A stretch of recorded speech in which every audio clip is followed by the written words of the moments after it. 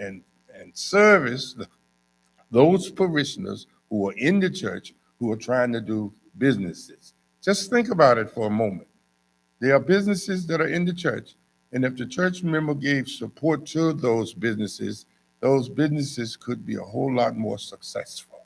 Not only would those businesses be a whole lot more successful, those businesses could contribute a great more to the support of the church. And that's what we are trying to do. We're trying to tie together those two powerful economic sources in our communities. We are trying to tie them together because I believe, I want you to hear this clearly. This is no condemnation of anything or anybody, but I want you to hear this clearly. I believe the major problem, criminal problem in our community is economic and not sociological.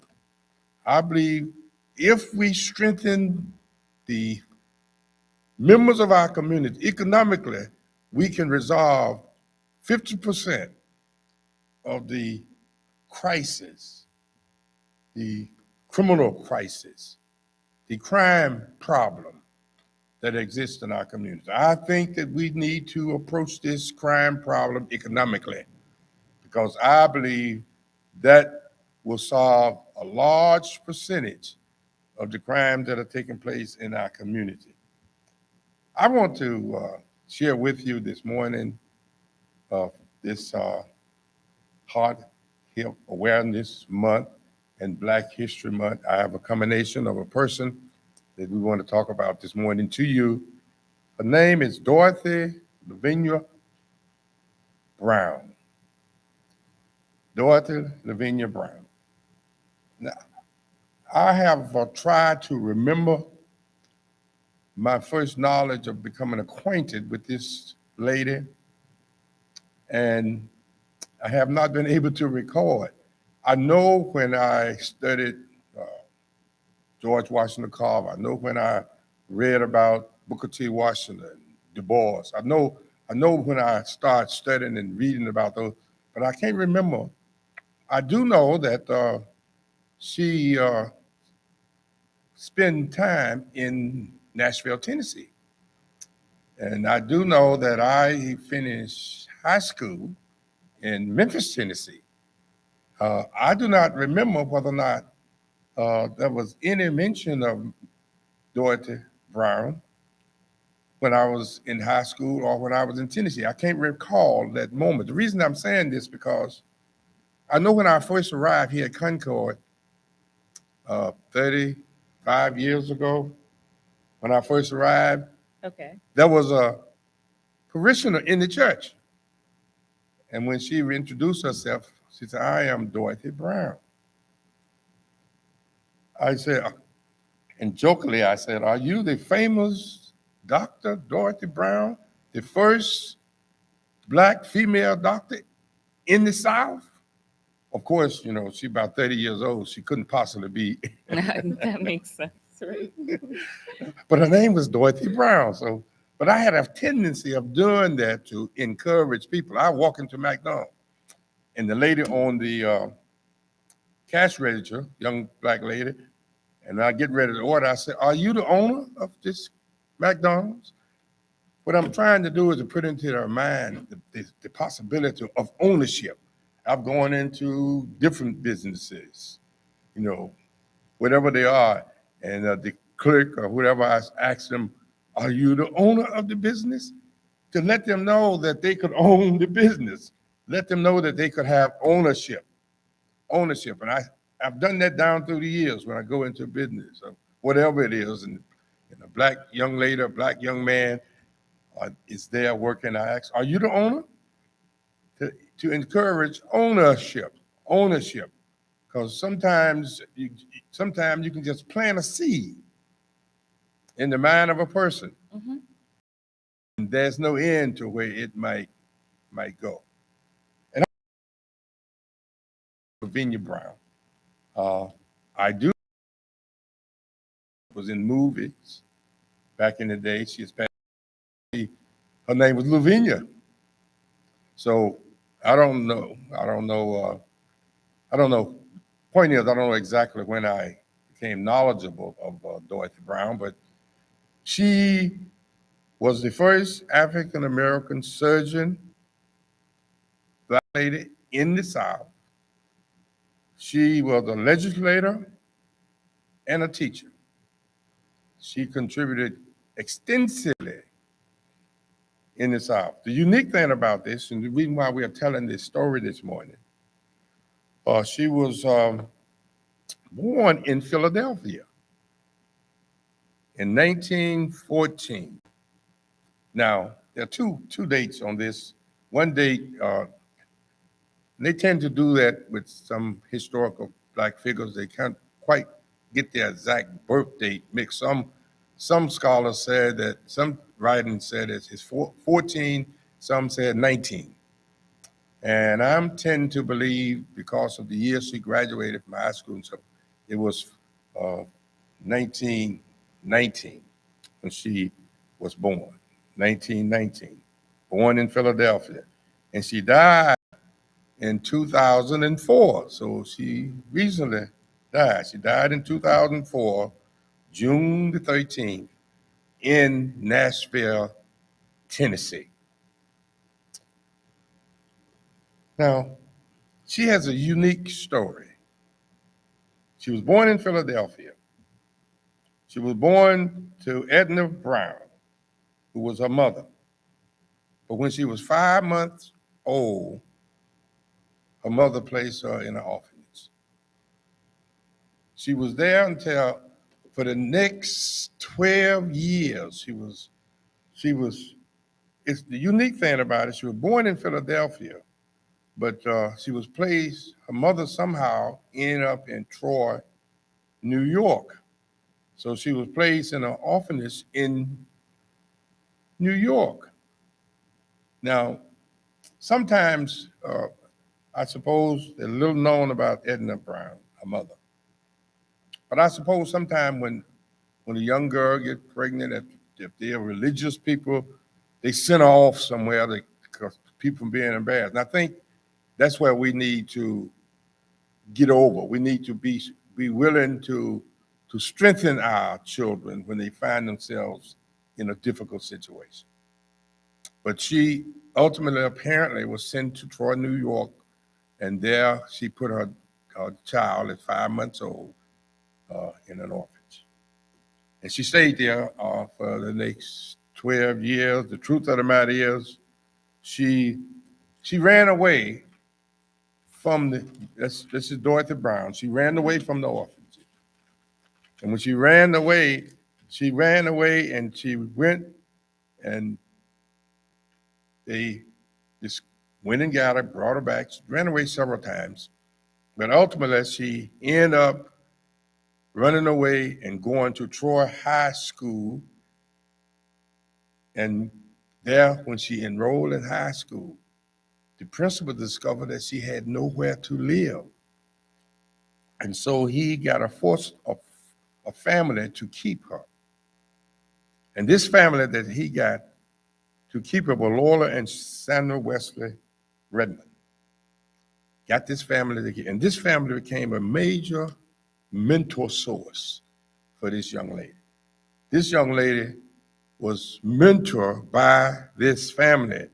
And this is why we are emphasizing the necessity to be mentors for young people who may be struggling, trying to deal with issues, trying to deal with, trying to start a business. This family became her mentors. They stuck with her and supported her and encouraged her. And she finished high school in 1937, top of the class. She was top of the class, finished high school, number one, top of the class. And a Troy Conference Methodist Women awarded her a full 4-year scholarship, a full 4 years at Bennett College in Greensboro, North Carolina. And she received her BA degree in 1941. She graduated second in class. And this is the young lady who was mentored, encouraged by someone who, a group of Methodist women gave her a full scholarship. This is the church involved in the life of this individual, in the life of this young woman. And this is what we need to do. If we are going to strengthen our community and strengthen our young people in the community. Now, when we talking about this mentoring program, we're talking about mentoring people, businesses in your church, mentoring people in your church. But we also want them to come to this program and tell the community what they are doing so the community can come to your church wherever you are located. We want to also mentor people who are not in your church, who are in your community. That's why we want them to come to this program so we can let the community know, your community know, when you bring that person and come to this program and talk about how you have reached out and mentor this person in your church, we want them to. We want them to spread the news through our media source so the community around your church will come to your church and be able to be mentored by businesses in your church and take a part in your church and strengthen the church. Our churches also need to be strengthened once again. Our church was a major economic. When I grew up, if nothing happened, if it didn't happen at the church. Truth of the matter is, in my community, everything happened at the church. Matter of fact, the church was our school, our sport location. Everything happened at the church.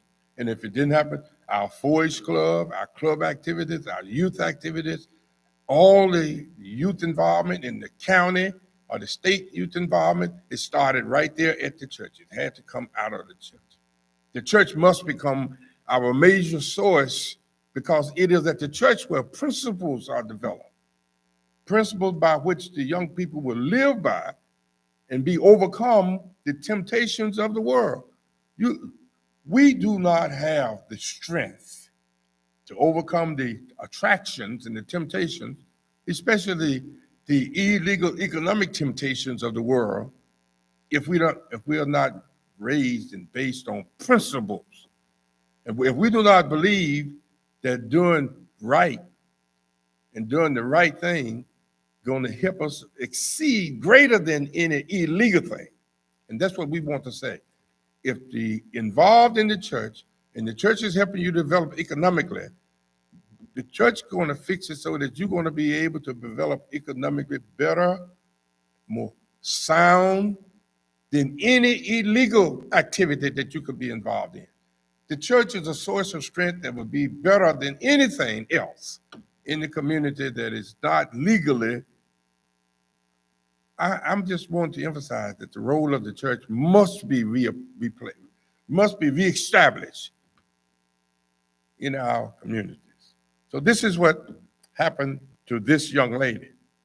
She went to college, finished in 1941, and that was a time of World War II was going on. She became an inspector and participated in activities during World War II. I don't know how my time running, but anyway, we're talking about the importance of this young lady. And during World War II, she did this participating, but meanwhile, when she was a child, she had her tonsils taken out. So she always wanted to be a doctor. That was her desire, to be a doctor. So in 1944, she enrolled in Meharry Medical College in Nashville, Tennessee, and she graduated in 1948. This is where her medical degree came from, and it was there in Nashville, Tennessee, where she became the chief surgeon of Riverside Hospital. The chief surgeon of Riverside Hospital from 1957 until 1983. She continued to do miraculous things. Remember, she started with nothing, with nobody to support her. She was mental in her beginning and did all kind of miraculous things. She became the first black representative in the state legislature, black woman in the state legislature in Nashville, in Tennessee.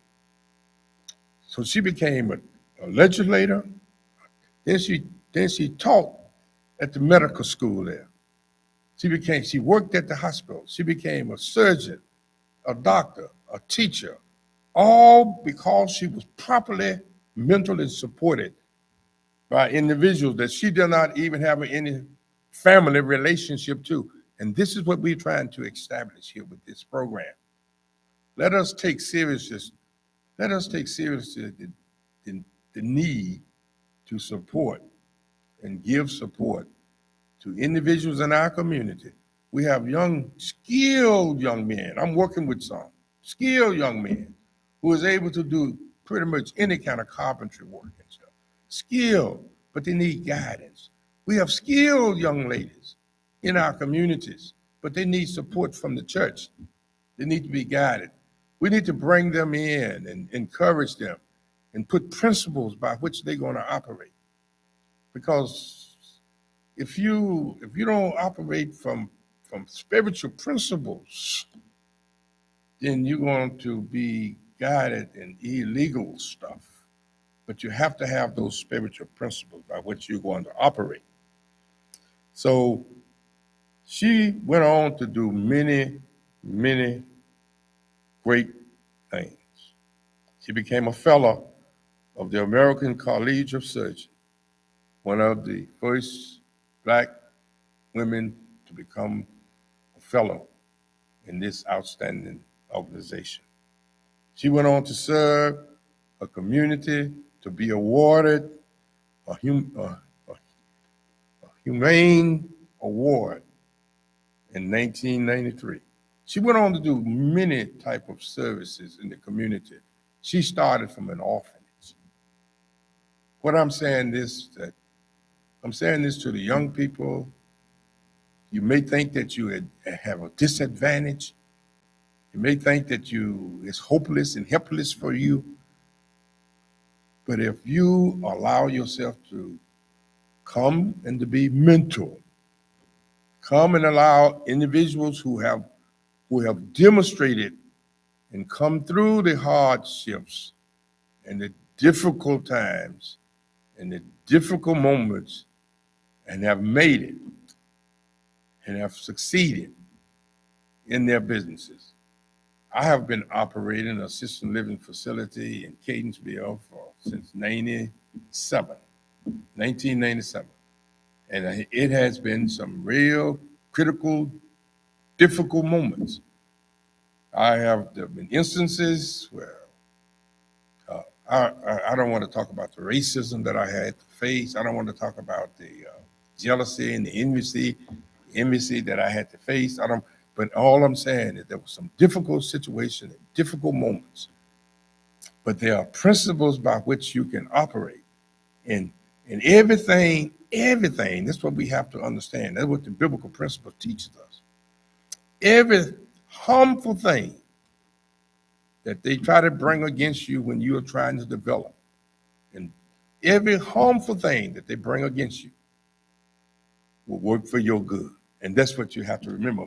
That basic principle, that they may mean it for evil, but if you're working on principles, spiritual principles, God will make it for good. He will take whatever evil that is brought against you. And I can sit here all day and give you 1,000 examples of instances where evil has attempted to be brought against me, but it advanced me. And that principle will stand in your life when you are working with, when your basic principle is to be fair, just, and to do what's right. Treat people right. I used to say, treat people the way you want to be treated. But some of us don't want to be treated right. But treat people right, fair, just, and you will see the principles. Your principles. You will see the principles that you apply will work for your good. That's what this lady experienced, this Dorothy Lavinia Brown. Put her in your life, Google her, see her history, see how she came through the problem, see how she was mentored, see how the church stepped into her life, and see how she made it and was very successful and lived a long, rewarding life. Just died in 2004. So Dorothy Brown, I'm speaking to Dorothy Brown, who's a parishioner who may be listening right now, who's a parishioner here at Concord. Dorothy Brown, now you know the history of the lady that I accused you of when I first arrived here. So I was thinking that I may motivate you to become that doctor in our congregation, but we know that you have had very successful children who are working in the school system now, who are doing a fantastic job, who are working with our youth here. We know there's a fantastic outreach that have come out of Dorothy Brown's life right here at Concord Baptist Church. I know what time it is. It's time to make a change, isn't it? It's time to make a change. Time to make a change. I want you to know that as we make a change here, it's time for you to decide right now that I'm going myself to this mentoring program.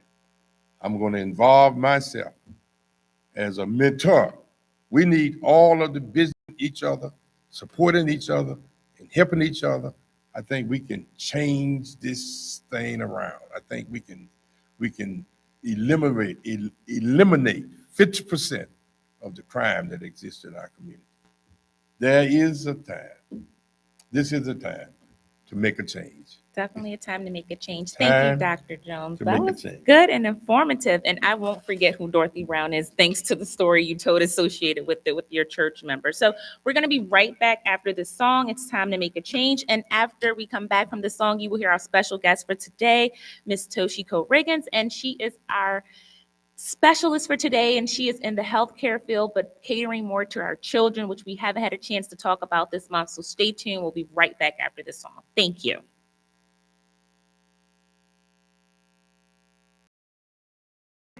Well, it's time to make that change. People of the world today are fading. All you think about it or you won't be around. What we need is sent by one from heaven up above. Can you guys hear me? Simple and plain. This ain't no game, you know what I'm saying? What? Yeah, crazy. I can hear you. Oh, yeah.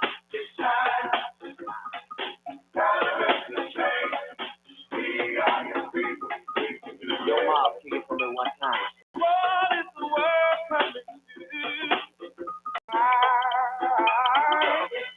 I know we can do it. Somebody ask me, what do we have to go through it? That's the cares of my face. Oh, it is the day. It's JD. Are you talking to me? It's about that time, y'all. What did you say? JD, are you talking to me? No, that's one of the guests. Thank you for letting us know that you can hear us and we're not on the Are you radio. talking to me? No, we're not talking to you, sir.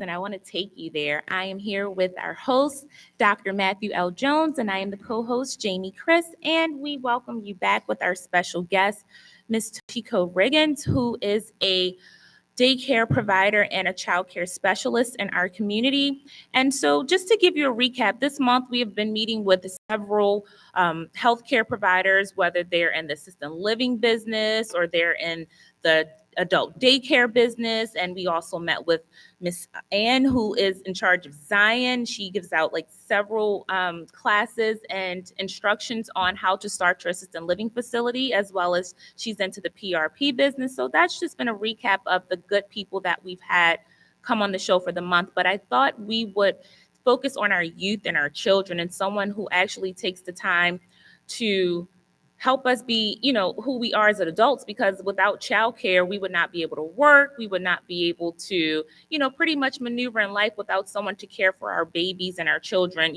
as they grow and develop. So welcome, Ms. Riggins. How are you today? Thank you for having me. I'm doing well. That's perfect. So pretty much tell us, one, you can give us the name. I want you to kind of give our listeners the information they need. So one, you can give us the name of your business and tell us what inspired you to start your business. The name of my daycare is A Place Called Home, which I have an in-home daycare inside of my home. So that's why I named it that. And I was inspired. I love children. I've always told my grandparents I'm going to have 6 just like you all.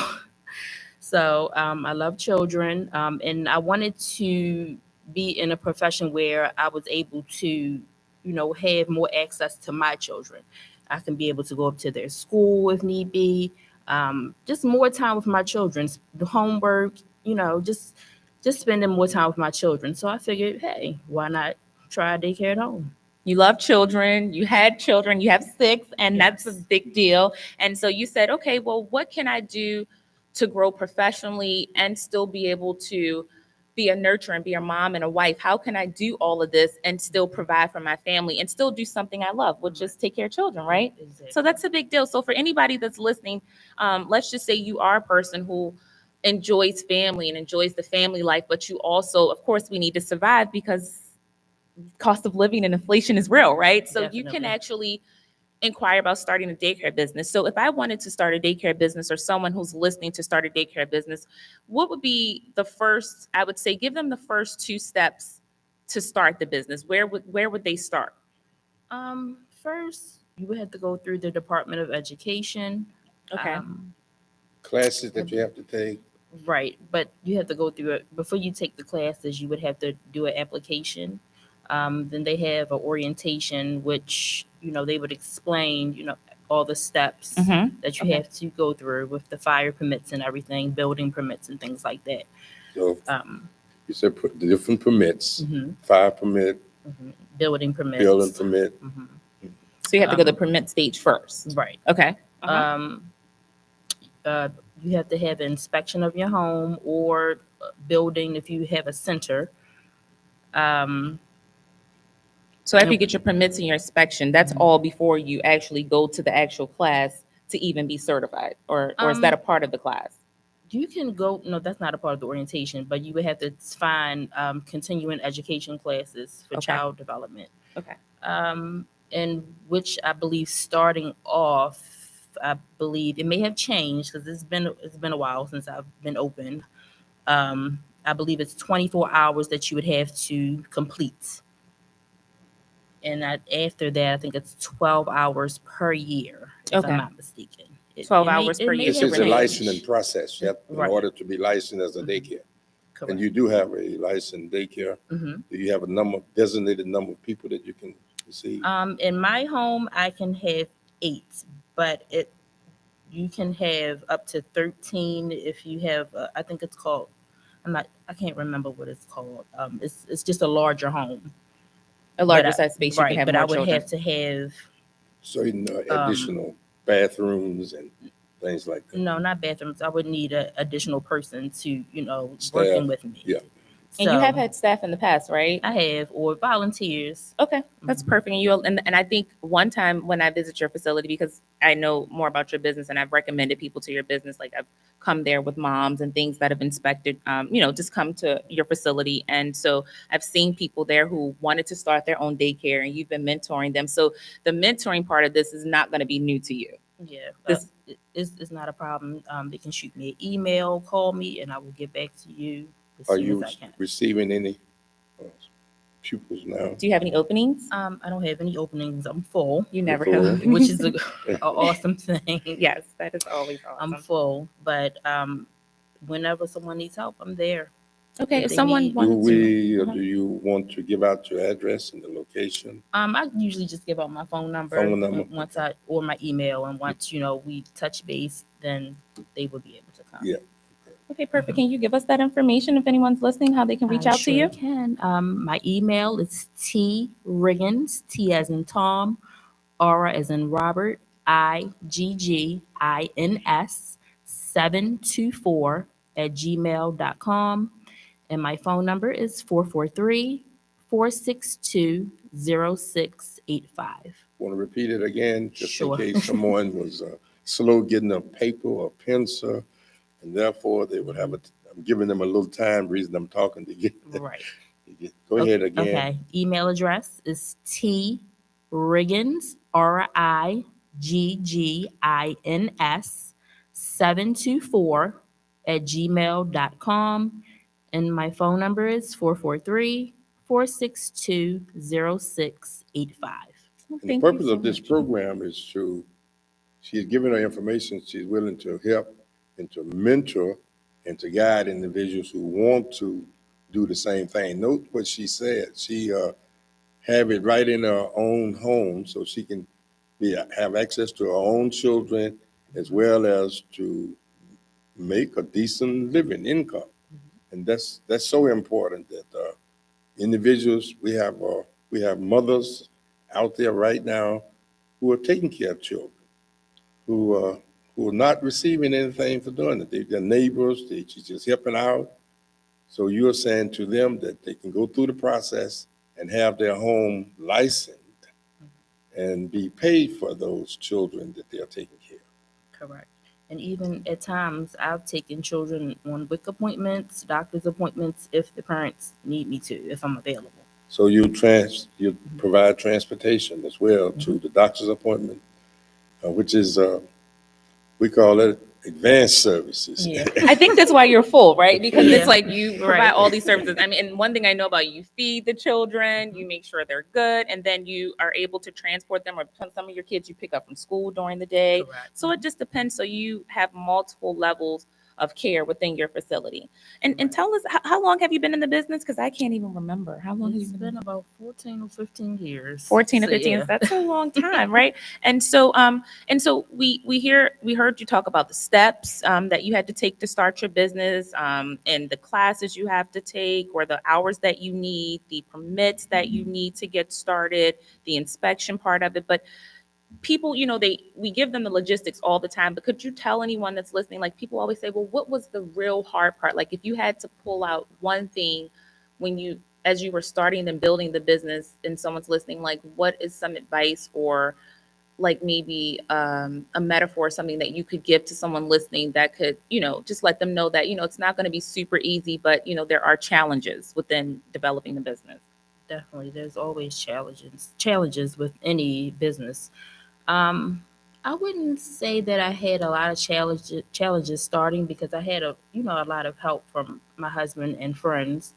Um, I think the most challenging part was just recently with COVID happening, um, having to deal with, loss of enrollment because, parents were at home and not working, and just having to constantly, be able to make sure that I'm taking temperatures and cleaning behind the children as much as possible, so COVID would not spread in my facility. So, Were there economic support given by agencies, yes, SBA, yes, they city? definitely had grants.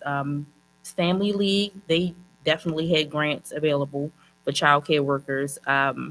And Baltimore City, our mayor, Brandon Scott, he definitely made sure we had grants available for us.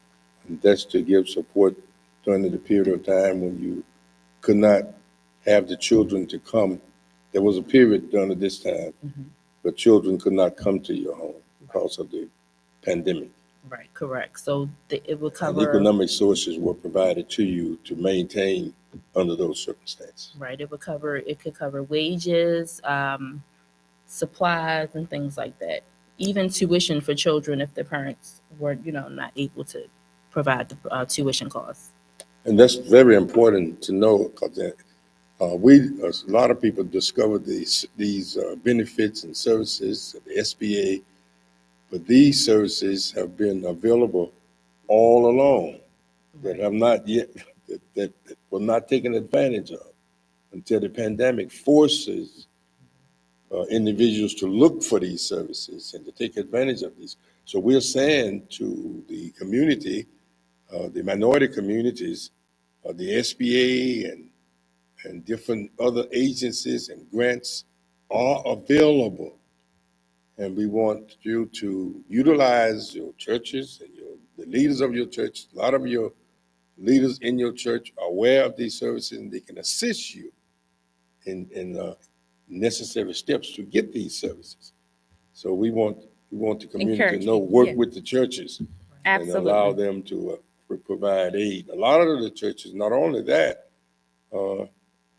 down through the years when these services were not coming from cities, the church paid for it. I know we allocate thousands of dollars in the last 35 years, thousands of dollars to support families and evictions and all of this stuff to prevent the people from going through major crises.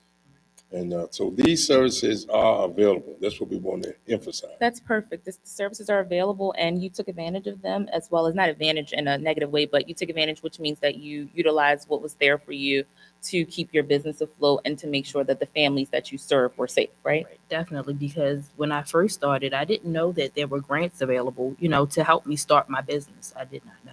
After I the had no fact. clue. That's a good And thing. that's So what that we means want to you're, let people know. that and that's these- that's going to make you a good mentor, right? Because Right, you're going to help exactly. somebody else avoid Exactly. missing those opportunities. Mhm.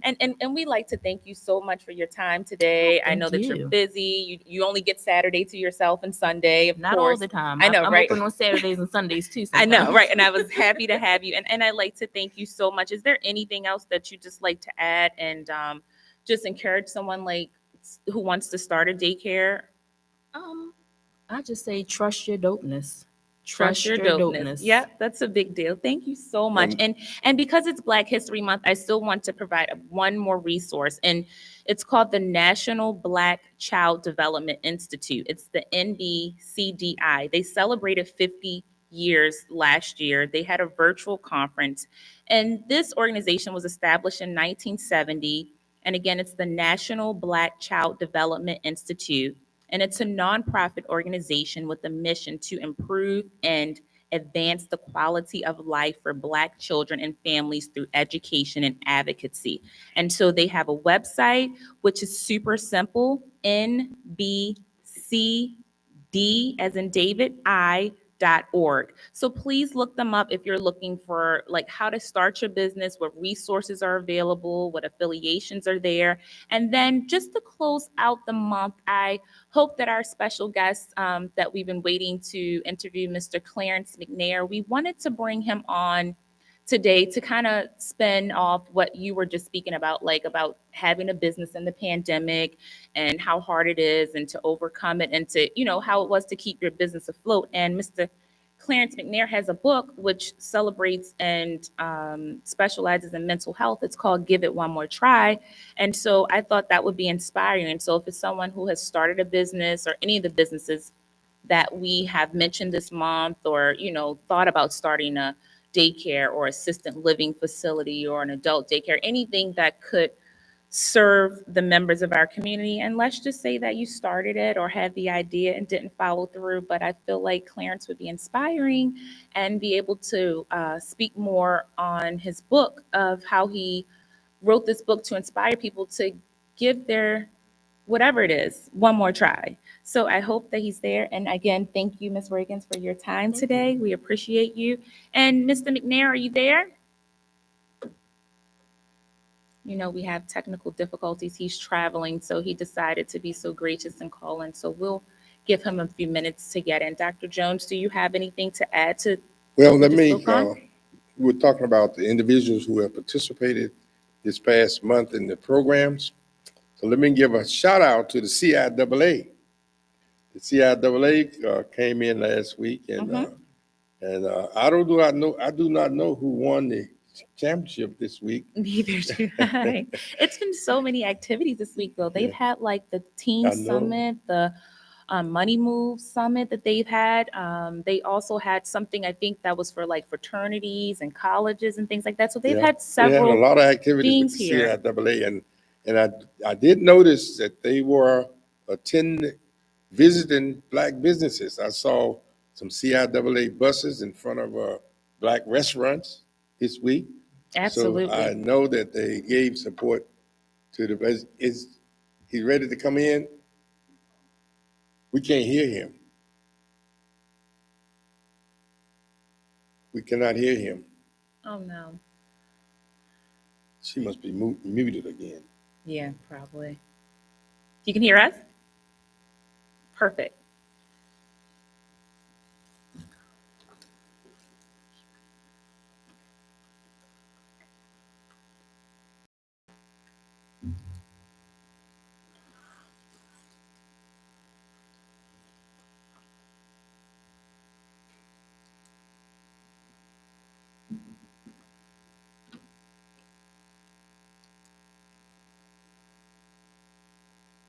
We've been disconnected. Can you guys hear me now? This We is hear you perfect. now, Yay, yes. welcome. Thank you so much for working Okay. with us. Sometimes something that's needed comes with challenges. So I have patience for days. So I'm here. Good morning. Good morning. Thank you for taking time out of your busy schedule just to speak with us today. And we hope that we can have you live in the studio in the next few weeks as well, so you can talk about all of your projects. But today we brought you on to talk about your, my favorite book, your special book, Give It One More Try. And I thought it would be good to have you on the show just to close out, like, you know, the month of Black History Month and, heart health awareness and just all the things that we've been talking about this month where, we're just inspiring people to start their business and we're inspiring business owners to be mentors and the mentorship programs that we want to enhance. But there are a lot of people out there that have these ideas that have had the blueprint or have just been inspired and just haven't acted on it. And so I thought your book, Give It One More Try, would be a perfect cliche to inspire someone to start their business and give it one more try. So Thank tell you. us more Thank about your you. book. Yeah. Well, first and foremost, my people call me, my name is Clarence K.D. McNair, and I'm the author of a best-selling book, Give It One More Try. My book, Give It One More Try, it helps all of us, including myself, who actually went through the journey of changing your perspectives of how you see life and how you see obstacles and how you see challenges. Oftentimes, whether it's in business, whether it's in personal relationships, or just in life as general, we come to these places in life where we have to make decisions. And sometimes those decisions are impacted by the challenges and the obstacles and what we experience in life. And for myself, I wrote Give It One More Try because I came to a place where I had to have a realistic perspective on life. One time I hit rock bottom, and I've learned to mentally pull myself together by seeing my situations for its truth. And sometimes we have to walk in truth. We sometimes get distracted by what we see versus what we believe. And sometimes what you see doesn't add up or match up to what you believe. And sometimes you expect to get support from those around you, whether it's family, loved ones, coworkers, business associates. Sometimes we have these unrealistic expectations of how things are supposed to be when you're in a period of your life of trying to figure out if you should go left or if you should go right, or if you should just give up and just maybe try something else. Most of the time, I find that when you hit a wall, that is the perfect opportunity for you to face yourself. Sometimes in life, we have to come face to face with our own selves. We have to realize that if you can believe it, it's possible. You may not have the resources at that moment. You may not have the perfect situation at that moment, but consistency pays off in the long run. And I see so many people fight against fight against themselves. And sometimes we could be a little bit too hard on ourselves. Sometimes it's about the small steps, and we have to really find a value in the small steps. We all want, unfortunately, to start a business, to start a relationship, to start a career, and go from A to Z in 1 minute, and without going through the steps and the journeys and those obstacles that come with building towards success and building towards greatness. What I learned and I talk about in my book is most of the time, those obstacles that you experience along the journey are just adding more preparation to you. So once you get to where you always want to be, you would have experienced enough so that you're prepared. Success, when you become successful, a lot of times we think that, hey, I'm successful now, all of my problems are gone. You know, I'm making money now, my business is successful, even in relationships and just life in general. But without those challenges and obstacles in those days where we wanted to give up, but we didn't give up and we decided to give it one more try, we would not have the level of confidence, the level of understanding, the level of wisdom, and the level of vision to fully be in the awareness and see what it is that we have accomplished. So my book, Give It One More Try, is that I am encouraging people to not give up no matter what you're going through, no matter if you start a business and no one gets the vision and no one's clapping for you, or you're just in a space where you feel hopeless. Sometimes we have to just look at life for truth, and we have to realize that you only have the present moment, and you have to understand that as long as you have that moment, there's an opportunity for change. So this book was based on my experiences. I used to be on Motown Records in a group called Prophet Jones.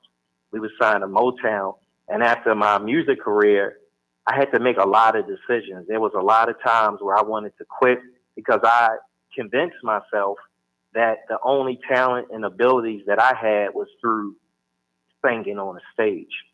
And a lot of times we do that. We convince ourselves, we may not realize it, but we believe the story that we tell ourselves about ourselves. And sometimes you got to know when to change that story to take those limitations off yourself. So my book, Give It One More Try, it journeys you through how I was able to transition from being a national recording artist, traveling the world, selling tons of records, to being able to tap into those other parts of my life and my abilities and use those abilities and talents to be able to go and do things that I never thought that I would be able to achieve. That's a big deal. And we thank you for sharing that. And I read your book. So I remember like your sister Candace was a big inspiration to you and your family. So outside of your career with Motown and the history and the industry, you were able to be inspired to write this book, right? Yeah, definitely. It was a lot of inspiration. And tell us. And also too, for me, the title is called Give It One More Try. I feel like even if you don't read the book, you can look at the title and get a boost. How many times have all of us been in a place where you just wanted to quit? No matter what that quit could be you're in school and the test is getting too challenging and maybe you just exhausted. You had a daycare provider on the line. Some parents have to go to school. They got to drop the kids off at daycare. And on their way to school, maybe they have these thoughts like, this is just too much. I want to quit. But at the end of the day, if you quit, then in the long term, you still will be set back because now you will not have the resources and would have prepared yourself to be able to give your children the life that you feel that they deserve. Absolutely. And that's where sacrifice comes in. So I wanted to write this book just so when you see the title alone, that you would know, like, you know what? I needed to just see that title, Give It One More Try, because today I was really getting ready to give up. And that's the tricky part about life. You know, we give up so soon because whenever you make a decision that you want more out of life, it comes with challenge. Challenges appear to be standing at the front door. just waiting for you to say, I'm going to open the door of possibilities. And the challenges of standing on the front door, just waiting to come into your life. Absolutely. So I agree. Give It One More Try is a great book. It's available at Amazon online. It's at Walmart. It's at Barnes and Nobles. It's at Target online, and where books are sold. And I recommend this book moving forward in your life because this book is powerful. And just the title alone will be a reminder that you should keep going no matter what you face. That is absolutely awesome. And I was going to ask you, like, if somebody wants your book, like, where can they go find it? So you just named it. I mean, it's Amazon, Target, Walmart, all of the major stores. That's a big deal. And so, yes, and if and someone I wanted can name to it again. reach out to you, Clarence K.D. McNair, Give It One More Try. perfect. And so, if someone wanted to look you up, can you give us your media handles as well, please? Yes. Also, I'm on Google too. If you Google my name, everything comes up. Everything about me, interviews, my life story, my background, my Perfect. past, and I'm at The Real KD McNair on Instagram. And if you just simply put my name, Clarence KD McNair, in Google, it's a ton of resources that come up from different interviews and Thank you so much. information on myself. That's perfect when someone can Google you. I'm sorry, someone can Google you. That is awesome. But thank you everyone for listening today. We got to go. We'll see you guys next week. Thank you, Toshiko Riggins. Thank you for Mr. Clarence K.D. McNair. And thank you, Dr. Jones, for this wonderful show and opportunity. And happy Black History Month. And there's a place. We're trying to take you there. Are Thank you you for ready? having me. Thank you. Thank you. Are you ready? There's a place. See you next week. We don't hear the music. Men of change, power, triumph, truth.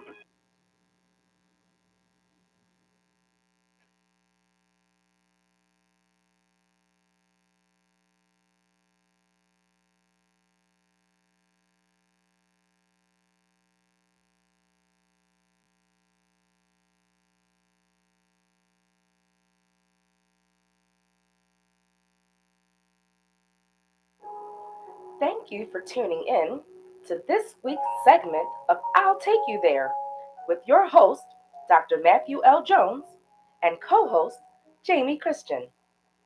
Be sure to join Concord Baptist Church each and every Sunday morning for 10 a.m. worship service. You can join by Google Meet at meet.google.com/ZAE-MQCP-QDI or by calling 1-617-675-4444, PIN number 530-353-848-0985 #. You can also join via Facebook Live or YouTube Live at Concord Baptist Church, Baltimore. For additional information, please call the church at 410-367-1117